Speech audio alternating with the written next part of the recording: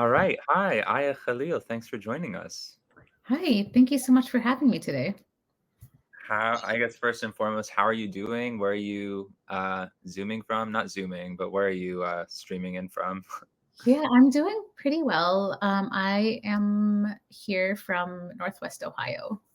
Okay. Okay. Cool. Cool. The question that is sort of an offshoot of that we've been starting all of these Power Talk interviews with, just so people can sort of get a sense of your work and your background. Can you tell us who you are, a little bit about yourself, and maybe one thing that's been bringing you joy?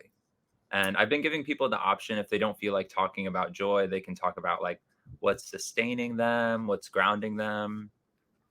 Okay. Yeah, that's a great question. So I am a children's book author. I am Egyptian American. I write picture books and board books. I have 9 currently out as of yesterday. So that was exciting. I guess I'll just um, say that books bring me joy, especially books that have Arab characters, because we're talking today is April and it's Arab American Heritage Month, and it's just something that I deeply enjoy and I'm really passionate about is bringing joy in these books as well. Mm. Can you talk a little bit about what brought you to writing children's literature? I know you have a background as a journalist. What sort of informed that pivot? Yeah, of course. So I have always been a storyteller. My background is in journalism. I've worked for like a few magazines and newspapers over the years.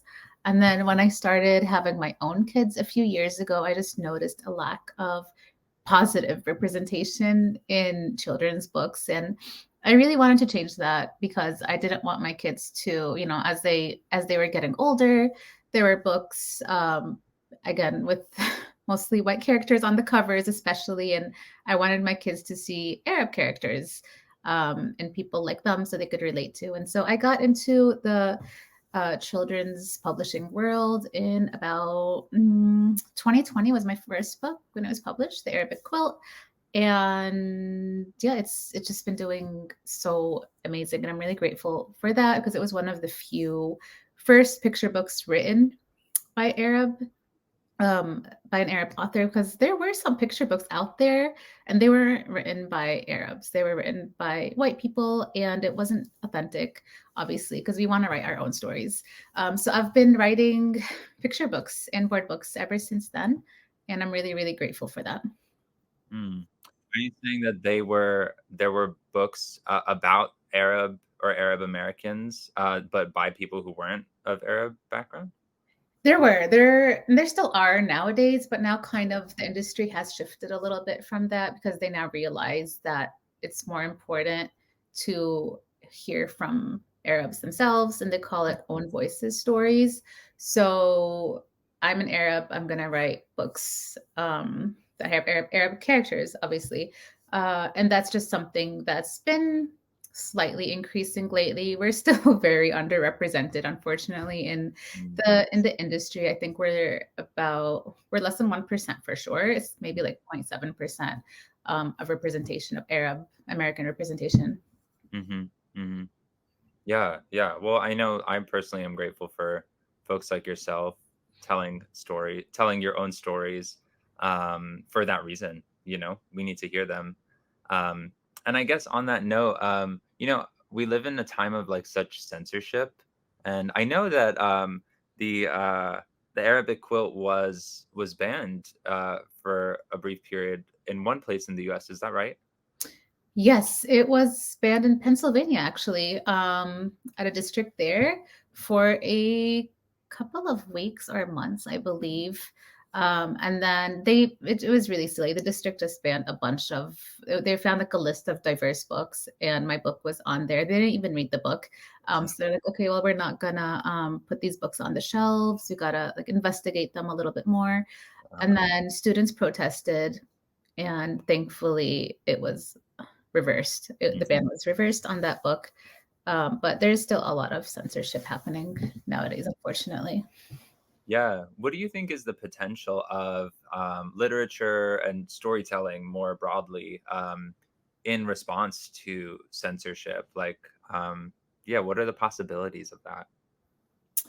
Um, like what are the consequences of book bans or I guess you could talk about that, but I was just curious, like, can like why I guess another way to think about the question is like why do we need literature now? And why is Mm, literature needed yes. in the face of censorship? And is literature a tool that can combat censorship? Yeah. Yeah. I mean, I hope so. I mean, so I guess I wrote another book and it was called the Great Banned Books Bake Sale, and it's kind of about that, about the importance of having these books, and that kids are smart, and they're old enough to understand what's going on, and they're not too young to protest that. So I wrote this book, and it was because of the Arabic quilt when it was on the banned list. And ironically enough, I had an author visit that was just canceled like 2 days ago because of that Wow. title, because it has the words banned books in it. And then the district has been having a lot of issues with book banning. So they canceled my author visit. So it was really sad because again, it's Arab American Heritage Month. Obviously my debut book was banned, and then I wrote a book about the book banning, Mhm. and then I was censored. So just so much irony in that because I'm Yeah. sure the school district didn't even read that book. They just were so afraid of that word. But yeah, I mean, I hope like literature will change it, but I just feel like things are very grim now. And it's not just books that are being censored, it's a lot of things like news stations and movies and things like that, social Totally. media apps. Yeah, for sure. Shadow banning Yeah. is running rampant. Hmm. I guess like in a brighter light, can you maybe share a memorable reaction you've gotten from someone who has read one of your books that maybe like stuck with you or like, you know, reaffirmed the work that you're doing? It can be from a kid or a parent or a teacher or Yeah. whoever. I'm really, really grateful. Like constantly I'm getting uh, feedback from parents and teachers on social media. And so people tag me all the time and tell me, hey, like my kids read your books and they love it. A lot of people recreate the lessons in the lesson of the quill also in their classrooms. So it's really amazing to see that.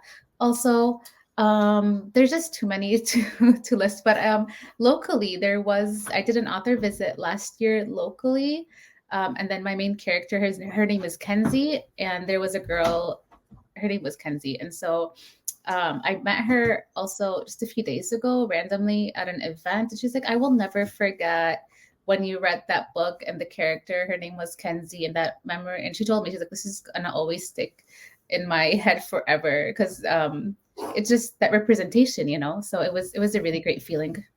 Hmm. Hmm. That's awesome. Yeah. So as you mentioned, this interview is part of a series of interviews for Arab American Heritage Month, which we are currently in, day 3.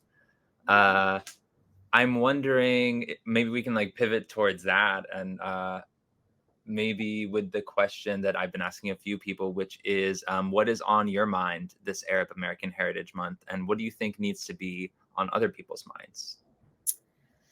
Of course, the number one issue is liberation and Gaza, and that's just something important that has to be talked about. And again, there's a lot of censorship that goes around this, unfortunately, and it's really sad. Even in my industry, in the book publishing world, a lot of people are quiet about it, and we write for kids. Like we have to care for all kids. So I really, really hope that I'm going to speak for my industry. If you write for children, if you're an agent or you're a publisher, we need to care about all children. We can't just pick and choose. And we want these kids to read books, but only if they're there, obviously. So we want the violence to stop. We want kids to hold books and read them. And I hope that this is something that will change soon. Mm-hmm. Yeah, inshallah. Um, is there a book by an Arab author or that featured an Arab character or a Muslim character that has spoken to you recently? There's a lot because I can talk about books for hours. Yeah, yeah, yeah. I'll talk about, I guess, an upcoming book, and it's by Randa Romani and Olivia Esser, I think her name is. And it's called Inshallah because he said Inshallah, so that kind of reminded me of it. And it's Yeah. called Inshallah, No, Maybe So. And it's about the word Inshallah and how parents sometimes will use it to mean no, but it's really not. It's more deep. It's deep, more deep than that. It's deeper than that. So it's a really great book, and it comes out, I think, in May. So it's a great time to pre-order it right now, and it's a very, very sweet book. And Arabs can relate to it, and Muslims can relate to it, and also anybody can really relate to it because there are a lot of equivalent words to that. For sure, for sure. What is your relationship to Arab identity? I was reading that so you immigrated here when you were a kid from Egypt, and you moved a bit after that, at least once or twice. Um, yeah, how what was it like? Like, what was your relationship to your culture growing up? Was it easy to sustain that? Has your relationship to it changed? Or Yeah, that's a great question. So yeah, I immigrated when I was 1 years old from Egypt with my brother and my parents. And my parents did make a huge effort with us. Like at home, we were constantly speaking Arabic.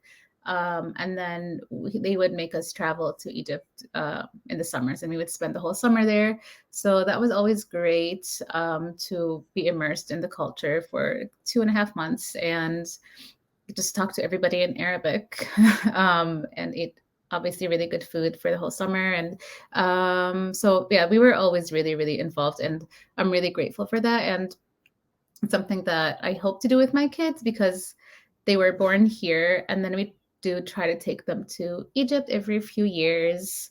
mm, So I'm really grateful for that experience. cool. Yeah, that's awesome that you're keeping that connection up. It's easy to lose, I think. It's really, really easy to use, and I'm not going to lie, it's hard. So it was a little bit easier for my older kids, but my youngest, it's a little bit more challenging, especially Arabic, because she sees her older siblings speaking English all the time. Uh-huh, uh-huh. It's been a little bit more challenging, but it's okay. We'll get there. Yeah, I don't know. I feel like all like Arab American kids, second, third generation, whatever. Um, there's a lot of like refusal to speak Arabic. I know, like when I was a kid, that was Yeah, a constant back and forth with my parents. You know, like, oh, speak Arabic. Oh, I don't want to. And I've yeah, heard from so many people since working at Al Bustan, like yeah. that their kids, yeah, there's that pushback. Yeah. Yeah, my parents were so strict about it though. They would like Oh yeah, not even answer us if we responded that's in English. So maybe we should just be more strict with our kids. So maybe, but again, it's hard. I mean, English it's is hard. And then I don't want them to like hate it. So I kind yeah, of want it to true. come from them also. So Yeah, yeah, it's a balance. uh, Um, okay, I have one more question for you, which is the question that we end all of these talks with, which is when do you feel most powerful? when I am reading a picture book that's written by an Arab Mm, author, and obviously that has positive representation because I mean, most likely it'll be positive representation if it's written by an Arab, because that's why we want to write our own stories. mm, So I feel a lot of happiness and joy when I'm holding that and reading it, especially reading it to my own kids or gifting it to other children. mm. And you mentioned up top that you are the author of 9 books as of yesterday. I might have missed that. Did you have a book come out yesterday? Yes, I had 4 board books come out yesterday, and they're part of a series called Hello Body. And they're for like the youngest ages, exploring just different body parts like tummy and feet and hands and face. And I really made sure to have Arab representation in there also. It's not illustrations, they're photo photo stock photos, but I had a pretty good say in that. And so I really wanted to have that representation in there. And so, yes, as of yesterday, those were out. And so now I have 9 books out. Cool. Mabruk. So, shukran. Thank you so much. Awesome. Well, Aya, thanks for taking the time to talk with us. Thank you. Thank you so much for having me.